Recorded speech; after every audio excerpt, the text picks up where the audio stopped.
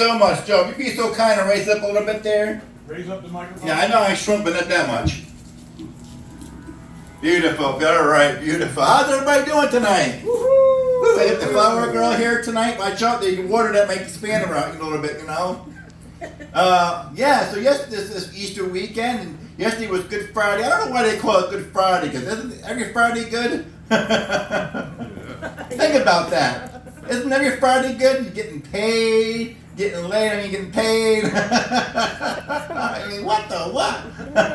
That's Good Friday. But you know, another holiday coming up pretty soon. That's right. It's a huge holiday. 420. That's right. And the thing is, people they're not going to remember 420. Hell, they probably think every day is 420, okay? They're smoking that weed and eating them edibles and everything. Is today 420? We can have a blizzard outside. It can be 30 degrees below zero. You know, it's 420, everybody. They're running around in leprechaun shorts, for God's sake, undershorts, for crying out loud. What's wrong with people, you know? You say that like there's something wrong with it. There is, especially when it's 32 degrees below zero and the wind blowing 65 to 100 miles an hour. What the what? So tonight I brought my magical 8-ball. Can you guess my magical 8-ball? Can you believe? Yes. Yay! Yay! Yes, yes. The magic 8-ball! That's the magic 8-ball. And you know, I take this with me because it gives me confidence. It gives me something to, get me pumped up for my show and everything. Where's the other one? What do you mean where's the other one? He's at home playing with his wife. Anyway. Anyway, so I'm going to ask this 8-ball a couple questions and see how this goes, and then I'll ask you folks out here a couple 8-ball questions, see what happens. Will tonight be a great show? Possibility. Okay. Do we have a beautiful audience out here tonight? Yeah. Absolutely. Is Joe a great person? Absolutely. Does he do a great job here at Eden Cafe? Absolutely. Will Dangerous Dan be entertaining tonight? Dangerous. Absolutely. Will Jerry What the What Dymond be funny tonight? Absolutely. Ask again later. What the what? Do you think I'm handsome? Ask me again later. What the what? Do you think Joe and this beautiful girl make a great couple? Absolutely. Do you think me and my girl make a great couple? Ask me again later. Why ever become a superstar? Ask me again later. What's going on with this thing? Kim, ask the 8-ball a question. How old am I? I don't know. Is Kim old? Absolutely not. There you go. Okay, I'll take it. Am I old? Absolutely. Absolutely. What the hell's going on? Is Joe old? No. No. Oh, look at that. Is my fiance very sexy? Yes. Absolutely. Am I sexy? Ask again later. What the what? Is Dangerous Dan sexy? Evil. Listen, evil, the same thing. Evil, dangerous, he's evil and dangerous, okay? I saw his trick last week, or last time I was here. That was evil and dangerous, okay? I'm surprised the guy is still alive, for God's sakes. Is he handsome and sexy? Absolutely. See, there you go. Yeah. Is Jerry What the What Dymond handsome and sexy? Ask me again later. I swear this thing hates me. I really do. Dan, ask the 8-ball a question. Let's see. Is the Eden Cafe sexy? Absolutely. Is the Eden Cafe sexy? Absolutely. Joe, answer the question. Will Jerry What the What Dymond use all 30 minutes of his time? Will Jerry What the What use all 30 minutes of his time? Most likely. Sorry. Honey, ask Abel a question. She lost the words. Yep, no. I was too. Oh, can I ask a question? Sure. Is the 8-ball ever wrong? Is the 8-ball ever wrong? You know, I asked that question. Absolutely not. Ooh. There you go. Let me ask another question. Go ahead. Does the 8-ball ever lie? Does the 8-ball ever lie? Absolutely not.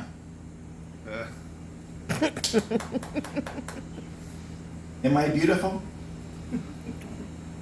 Absolutely not. Are you handsome? Am I handsome? Is Jerry what Dymond handsome? Ask me again later. Anybody ask this 8-ball a question? I'll ask it. How much wood can a woodchuck chuck? How much wood can a woodchuck chuck? If a woodchuck could chuck wood. Ask me again later.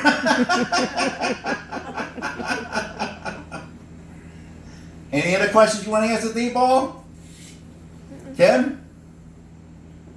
How old are you? We mean how the 8-ball, I think doesn't do about age. It knows how old I am.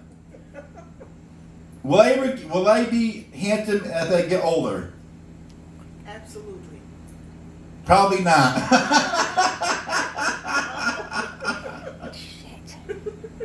It says your best years are behind you. What the what? No. Oh, enough of that 8-ball. Someday we're gonna have a little meeting with this thing. I don't know. Anyway, so anybody here sports fans? What do you like? Yankees, Giants. Anyway, I'm a huge Mets and Buffalo Bills fan. Yes, I know my entire team sucks. And yes, I know the Bill I love losing Super Bowls. Yeah, I know that. We all know that. But I'm a huge diehard fan of both the Buffalo Bills and the New York Mets. And let me tell you something. Having two worst teams in both the NFL and MLB leagues is not so bad. Because I was down in the city recently, and I saw a homeless person down there. Every now and then I try to help people out when I kind of have any extra money on me, which is very seldom.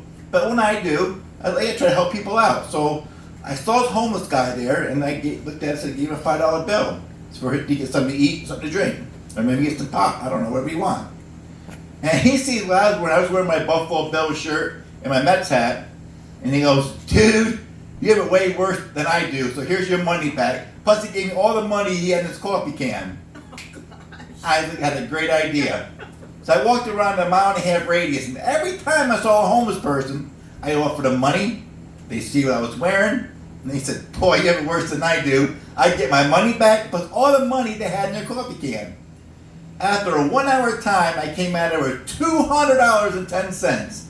Now, my first thought was like, well, who would give a homeless person 10 cents, you can't make a phone call with 10 cents anymore. Hell, you can't buy bubble gum at a machine anymore for 10 cents, What are you going to do with that 10 cents? Invest it? The homeless RS? I don't know. Tell me. But also, it helps me get a speeding ticket. I got pulled over one time. I was doing like 90 in a 55. And, I was speeding, and, all of a sudden this cop came out of nowhere. A state trooper came out of nowhere. And whenever you see a state trooper lights on, you gotta slow down and pull over. Well, I didn't do that. I kept going and going and going. Like watching cops on TV, like a little mini bug car going down the highway and the cops coming after you. I'm gonna step on that bug, So I just like 2 miles and I decided to pull over. And on the back of my car, a sticker that says, bumper sticker that says, I support live comedy. So he gets in my car and goes, oh, so you're one of them, huh? I'm like, what? A comedian wannabe, right? I said, I guess so. And he goes, oh, I see you're also a Bills fan and a Mets fan, aren't you? Was that the reason why you were skating? I said, well, no, not really, officer. And he goes, well, this is Friday afternoon. This is my weekend off. I don't want to be here all day writing these tickets out for you. And go home do this book. I want the weekend with my family. Spend time with my family. So you're supposed to be a comedian, I see, right? And I said, yeah.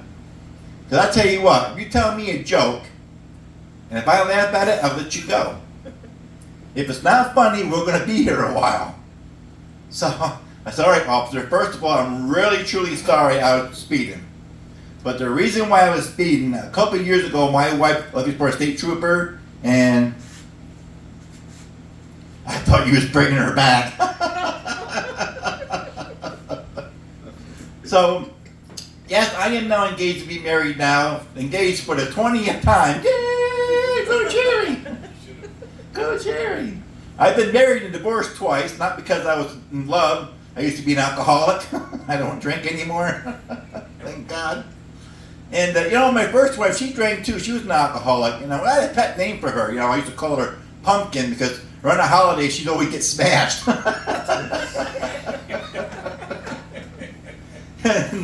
So, and then we had kids out of that because, I was drinking. So, I have two daughters. I got my oldest daughter, she's in college, started to be archaeologist, so she's thinking for her future. And my youngest daughter just studying to be a bitch. I'm the biggest one, so she's trying to follow my trademark. So here's the thing. My youngest daughter, she's always curious. She always got to ask a lot of questions. She's always asking questions. She's like, Dad, how did we get here? I said, mixed drinks. Well, how'd you meet Mommy? I said, again, mixed drinks. And she's like, well, weren't you married after Mom? I said, yes, I was. Was it because of mixed drinks? I said, no, I lost the bet. I went deep sea fishing and got myself a big mouth bath on me and ass. I can't fish. But my daughter goes, but Dad, you've been engaged 20 times, haven't you? I said, yes, I have. Was it because alcohol, drugs? I said, no. My therapist told me I needed a hobby, and they were it. And my daughter goes, out of all the girls you've been with, did you make them all laugh? I said, every time I took my pants off. They laughed their way back to Subway where they're guaranteed to get 6 inches or more.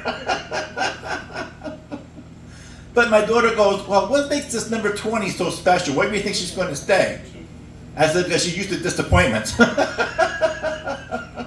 You can't get no more disappointed than this. But I am the king of laughter. I am the king of laughter. As a matter of fact, back in 5th grade, you get awards for academics, for spelling and math, music. Well, they had one for sense of humor. And there was this kid. It was between me and this one kid. He was funny as hell. Even though some people didn't think his jokes were funny, I laughed at everything. I laughed at his jokes whether they were funny or not. So at the day of the presentation, he thinks he's going to get an award for a class clown, right? Well, it didn't work that way for him. I got the award. Because of my laughter. This poor kid was so upset he turned to crime. He started doing drugs and killed his wife. I'm like, what? Now he's doing time. He's telling bad jokes in prison where you can't go nowhere. See, if I tell a bad joke, I can get away. He tells a bad joke, he can't go nowhere. He's in the same spot all the time. But I am the king of laughter. I am. And people say, Jerry, you laugh at everything, don't you? I say, yes, I do. Do you laugh at your own jokes? I said, absolutely. Why is that, Dad? I said, because nobody else does. So, I originally lost some weight. I lost about 25 pounds. I got a haircut. But do you know there are good haircuts and bad haircuts? You get a good haircut like looking at some famous actor, And then there's bad haircuts where you can get and listen to one of our finest militaries. Another good haircut will get you attracted to any sexy woman in the world. A bad haircut will get you attracted to wildlife. But see, my hair is crazy. I got this funny hair. I do. Joe's lucky because he used to have hair until he met me. And once he met me, he lost his hair. His hair gave I can't deal with him anymore. I'm surprised that Evil Dan still has his hair. After seeing me a couple of times. After that trick that happened 2 weeks ago with your wife, that was me. I lost all my hair. And my skin. But the thing is that my hair, when I go to bed, I toss and turn. I never stay in one spot. Ask her, she'll tell you. And I either wake up looking like I got hair going this way, look like Johnny Bravo, or I look like I got hair like one of the Three Stooges, Or I look it's insane, it really is, it's insane. Or I got hair looks like Opie Taylor from the Andy Griffith Show. You know, that's my hair. That's the way it is. My hair does all kinds of things. Remember Red Skelton? How he could do his hair all, I could do that. I can be a homeless person. Hello? Anybody got any chicks to change? I need to buy a hot dog. And a soda, maybe some cocaine. What the hell? You know, look like Cocaine Bear. What the what? So, as you may or may not know, I have a disability. I have a list. And what the what are we watching over there? Is that my grandmother again? I told her to be shopping at Target. Anyway, so I have a list, and which is different because I used to be a stutter, so I graduated with a stutter. I used to every time I asked a girl, something like I was choking on something, you know, I had a bone in my throat or something, you know. And so I was so embarrassed to talk about it for the longest time. I never talked about it, never shared it to anybody. But I found out as I got older that there are celebrities that has a list. Did you know that? There are celebrities out in the world that has a list, like Porky Pig, Daffy Duck, and Jimmy Fallon of the Tonight Show. So I feel like I'm at home. But you know, in school, I would talk about, they go, Jerry, we're going to do a math. And math was hilarious for me. So they would say twos, say your twos, 4s, 6, 8s, 10s. And then he would say, all right, now count by ones. 1, 3s, 5s, 7s, 9s. And the teacher goes, whoa, whoa, whoa, whoa, whoa. Stop, Jerry, stop. I go, what? What's the matter? Now you said 2s, 4, great with your 2s and 4s, so thank you. But with the 1, you said 1, 3s, 5s. What happened to the 1? Why didn't you say 1s? I said, because I'm the only one. It doesn't get any better than that. That's right, Tigger. But you know, I grew up in a weird family. Like, you know, recently, I spelled my last name with a Y, not an I, because I'm poor, you know. And this is how poor I am. Recently, a credit card called me up and said, hey, Mr. Dymond, you owe us $10,000 back in credit card payments. You ever going to pay us? I'm like, yeah, when I get the money, you'll get the money. They're like, well, you have a job or you work or anything like that? I said, yeah, I have a job. Well, what do you do for a living, Mr. Dymond? I said, I'm a stand-up comedian. Well, how's that working out for you? I said, you stealing any money from me yet? It's only been 20 years. What the hell? They're still waiting. I'll be dead and they'll still be trying to call me. All they're going to get is my voice. I'm dead now. You can't get any money out of me. Sorry. Suck to be you guys. Bye. See you in heaven or hell, wherever you're going to be. I don't know. But I was always poor. I grew up poor. Like, you know, in our family, we didn't have a lot of money. And one time we had the option to buy either buying coloring books or crayons. So we ended up buying crayons. And I'm the oldest of 5 brothers, by the way. So thinking of the disappointment we went through with that. And so it was like, they were bored. And at that time, I had a lot of freckles on my face. I was born red-haired, freckles like you wouldn't believe. And so they were all bored, and they said, Mom, we're bored. We don't have paper to write on. So my mom said, well, write on your brother's face. Think of stuff, be creative. So they started drawing my face and started making like planets, you know, the moon, the sun, the stars, even Earth. And then they started making like food, like hot dogs, hamburger, chicken. And I started seeing them start to drool. Like, what do you think you're not eating this face. Get the hell out of here. We're done with this. I'll get a job where you can get coloring books, okay? We're not doing that crap. And even my kids said, Dad, why are we poor? I said, because we were rich there. We would have no money. What do you mean? Because all our relatives that we don't even know or even have would come out there and want money out of us. So that's not happening. And besides, when you die, you can't take it with you. And she says, well, where does it go? I said, the government. Or your mother. Well, you know, I could die and my kids would be full of money and she'd just jump in there and take, child. I paid all my child support. This is for aggravation. This is for being married to you. This is for what you did to me, my body. No, you did it to your own body. I had nothing to do with that. Get the hell out of here. I worked in retail. And you know, people are crazy. There are a lot of crazy people, especially in retail. Customers are the most craziest people I ever met in retail. Now, let me tell you a little story. First 20 years of my life, I was a farmer. The only thing I ever heard every morning was moo, moo, moo, ba, ba, ba, ba, ba, ba, ba, ba, you know, stuff. Oink, oink, oink, oink, oink. That's my future wife, my second wife. Oink, oink, oink, oink, oink. So the thing was is that I grew up with that stuff, and like people, and I got to know that the different sound of cows. Like when they were happy, they go moo, and when they were angry, they go moo, and when they're horny, they go moo. That's when they're horny. You stay the hell away from them, you know. But they're happy, they go moo. So they move right along.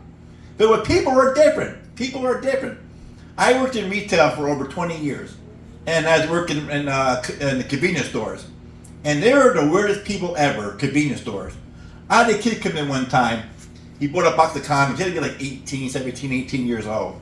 And I asked him, "Would you take a paper bag for that?" And he goes, "No, she's not that ugly."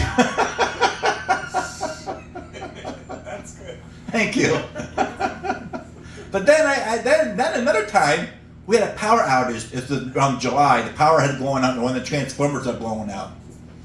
And this guy came out of nowhere. That's where the really crazy people come out. Because one person came on to get gas. He goes, "Hey, can we get gas?" I said, "Power's out." And he's like, "Why the power out?" I said, "Because we didn't pay our bill." What the hell's wrong with you? "Well, I got power. Well, you must have paid your bill. Get the hell out of here." So, but the thing was, the next car came in out of nowhere. Out of nowhere, he yells out, "I was right. It states in the Bible, it'll be dark for 7 days and 7 nights. And I yelled back, "You idiot, it's dark every night." The most craziest when I had come in was these 3 kids came in, and they're all wearing name tags, right? And they're asking me this question, like, "Have you found Jesus?"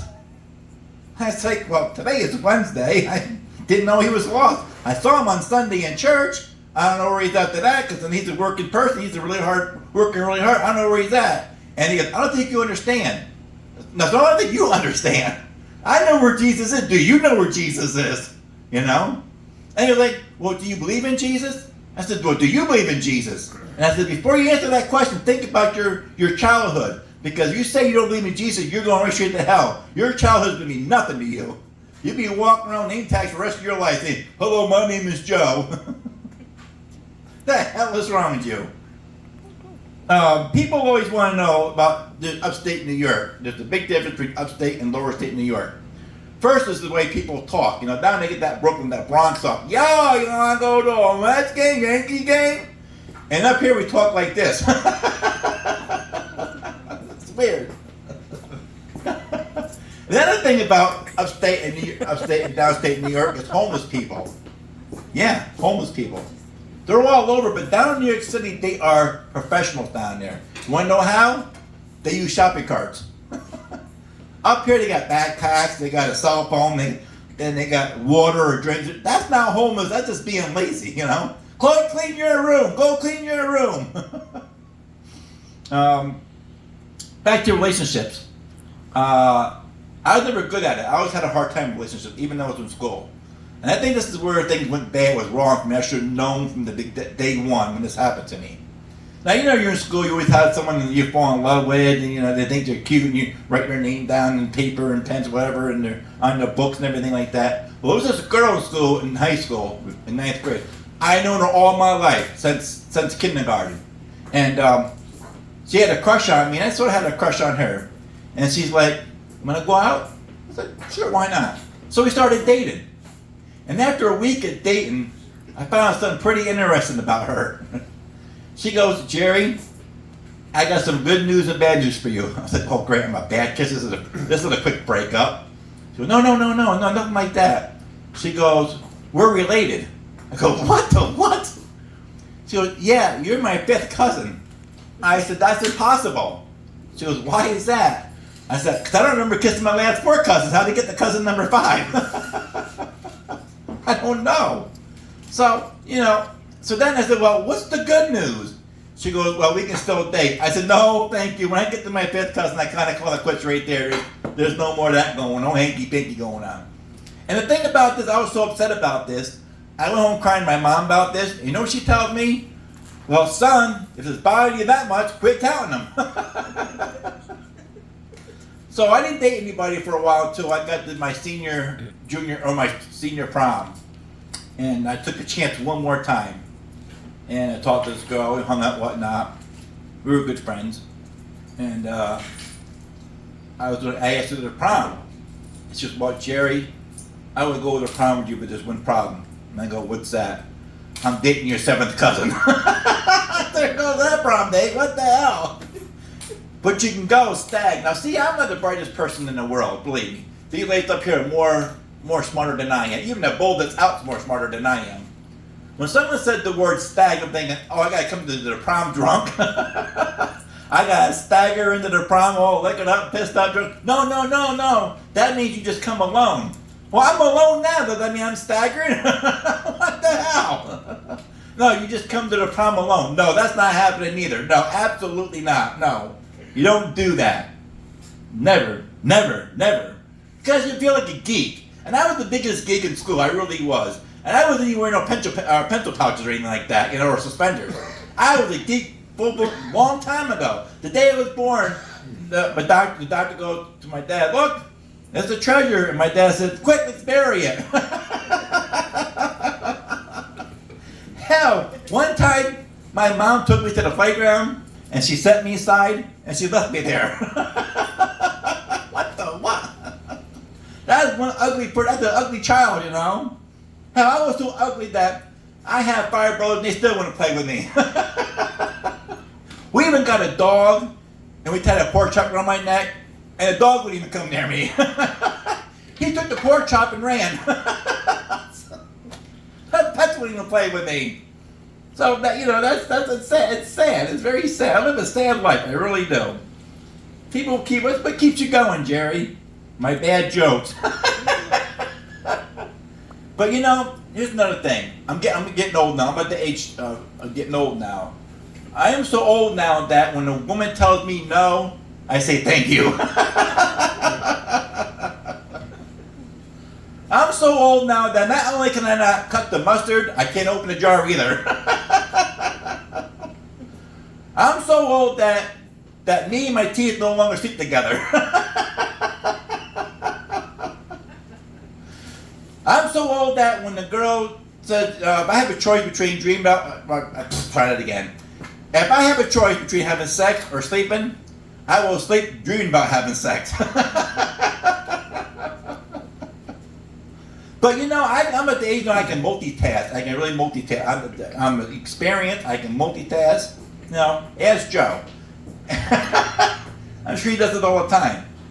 I can now laugh, cough, sneeze, fart all at the same time. I went to the store I went to Walmart recently and I was shopping for brief underwear. And the associate came over to me. She goes, can I help you? I said, yeah, I'm looking for a certain kind of underwear. And she goes, well, what kind are you looking for? I said, depends. Well, she said, that's down there by the condoms and KY jelly. Depends. Oh, God. So, I guess I'm engaged again for the 20th time. And people ask me, what was it like being engaged them 20 times? I said, here's the thing. I dated young women that were like 16 years younger than me. I dated women that were 16 years older than me. And the problem with that was that whenever I go out to take them up to a restaurant, I think there's a girl 16 years younger than me. Like, oh, I see you brought your daughter up with you tonight. No, that's my girlfriend. Or if I took someone 16 years older than me out to dinner, and they're like, oh, I see you brought your mother out with you. Now I bring a girl like her, she's 51 years old. And she's beautiful. She doesn't look 51. And they say, oh, so she's depressed too, huh? She ran out of options, didn't she? It's like, I don't know. I know I did. What? Anyway, so I had to go physical therapy and everything because of my back and everything. And did you know there are laws of physical therapy? Did you know that? Yeah. There are laws, and I'm going to read them to you. Yes, I'm using my index cards, Joe. Thank you for asking. There are 10 laws of physical therapy. Here we go. Number 1, never say you can't because you will do it again. Never hold your breath because if you pass out, we will have to fill out the paperwork. Number 3, never look like you are enjoying it because we'll put a stop to that. Number 4, never scream or cry because it only encourages us. Number 5, never argue with us because you'll never win. What do they call that, marriage? What the what? Number 6, never complain because we never listen. Number 7, never lose count because we'll just start at 1 again. Number 8, never say I want to go home because we'll just stay longer. Number 9, never say it's easy because we'll just make it harder. And number 10, never say you can't because you will do it again. Those are the laws of physical therapy, ladies and gentlemen.